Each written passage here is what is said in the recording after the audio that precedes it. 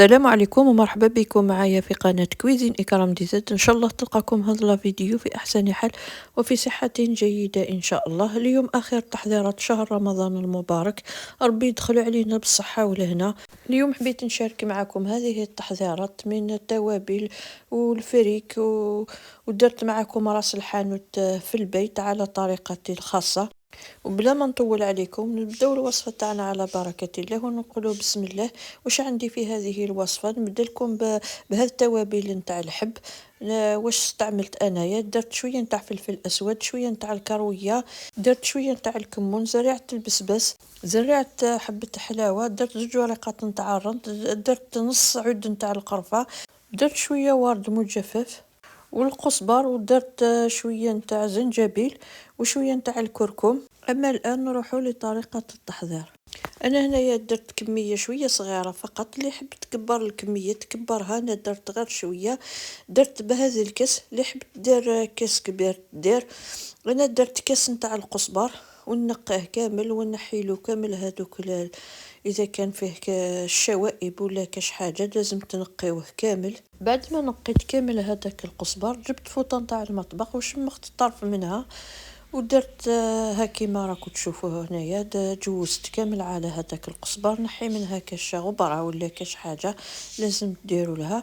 ومن بعد جوزوا لها بهذاك الناشف باش تنشفوا هذاك القزبر نتاعكم باش ما يتندش.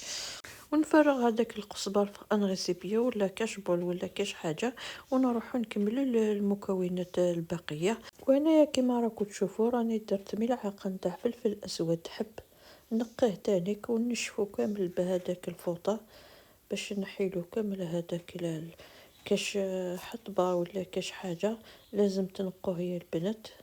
انا درت من كل حاجه درت ملعقه كبيره ونضيفوا لهذاك القزبر نتاعي. انايا نسيت ما قلت لكمش لازم تجوزوهم كامل هذاك الحبوب في الصفايه باش تنحي لهم كامل هذوك الغبره باش تنشفوهم بهذاك الفوطه نتاع المطبخ.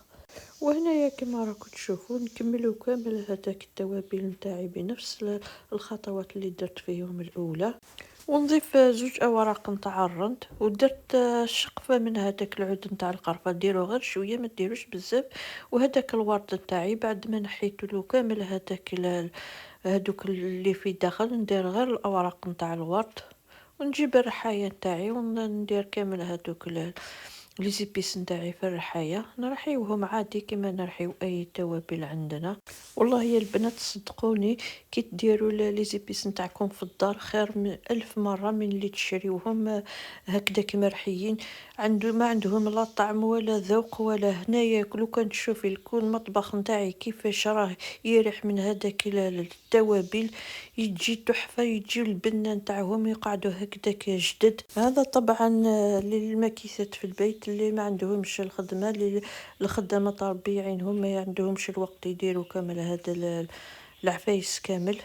وهنا كيما راكم تشوفوا بعد ما رحيت هذوك التوابل نتاعي نجوزوهم كامل في الصفايه باش اذا بقى لي كاش من الفوق الصفايه نعاود نرحيه تاني. بعد ما رحيت كامل هذوك التوابل نتاعي ضفت ملعقه كبيره نتاع زنجبيل ونصف ملعقه نتاع الكركم. هادو ما شريتهمش هكذاك حب خاطرش عصيين في الرحايه، خفت باش تكسر لي الرحايه نتاعي.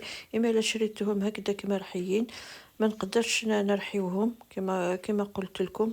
بعد ما تكملوا رحيتو كامل هذاك راس الحانوت نتاعكم ديروه في البلاره وغلقوا عليه في بلاره تكون محكمه الغلق باش يبقاو هكذاك جدد ويبقاو هكذاك الريحه نتاعو جديده. وحنايا نروحو نكملوا لي زيبيس نتاعي. هذا لي زيبيس يا البنات هذوك نديروهم وحدهم، كل واحد نرحيه ونديروه في البلاره وحده باش نستعملوه في اي حاجه ما نستعملش فيه راس الحانوت. كما لا رحيت شويه نتاع الكرويه، رحيت شويه نتاع الكمون، رحيت شويه نتاع زريعه البسباس، شويه نتاع القزبر، خليت شويه من هذوك اللي درتهم كامل في راس الحانوت، خليت شويه منهم ورحيتهم وحدهم ونحطهم في بورت ايبيس نستحقهم في اي اطباق نديرهم. وهنايا كما راكم تشوفوا راني كملت كامل رحيتهم.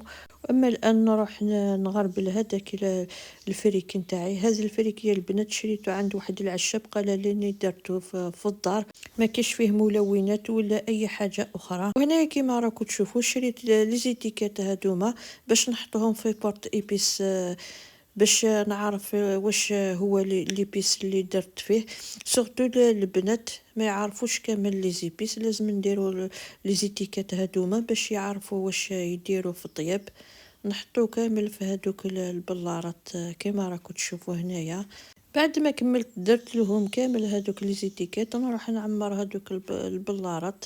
درت فيهم كلش، درت السانوج، درت الجلجلان، كل ما نحتاجه في المطبخ نتاعي درته تما يكون على يديا باش ما نحوس عليهم. وهنايا كيما راكم تشوفوا راني نجوز هذاك الفريك نتاعي نحيلو كامل هذاك رقيق.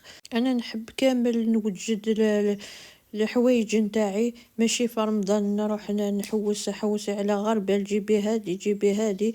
انا ندير كلش على خطره ونتهنى كامل منهم باش يكونوا عندكم الوقت للعبادة، يكون عندكم الوقت لتقراوا القرآن، باش ديروا الوقت ليكم.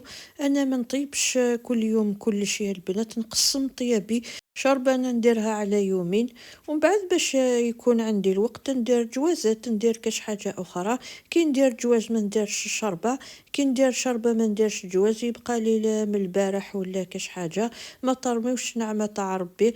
وعلاش كي يبقى لكم جواز تاع اليوم وعلاش ترميوه؟ خليوه في الثلاجة الغدوة من داك تعاودوا تسخنوه وتاكلوه، ومن بعد عاودوا ديروا جديد. ومن جهتي نقول لهادوك اللي يشريو الخبز يشريو بخمسة وستة، ما تشريوش الخبز يا البنات بالكثرة، شريو واش تاكلوه باش ما ترميوش الخبز في زناقي وترميو. راه يصراو كوارث في رمضان في الخبز.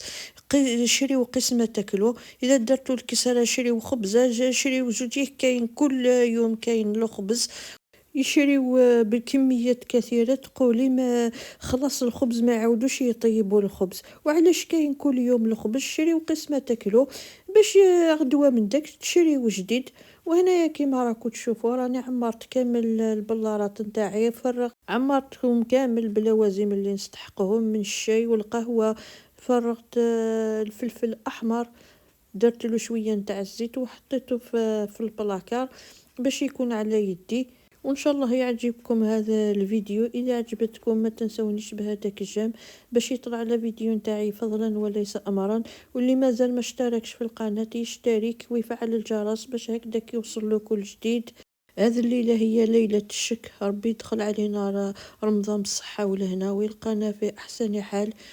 واما الان اترككم في رعايه الله وحفظه، والى فيديو اخر ان شاء الله، ومع السلامه.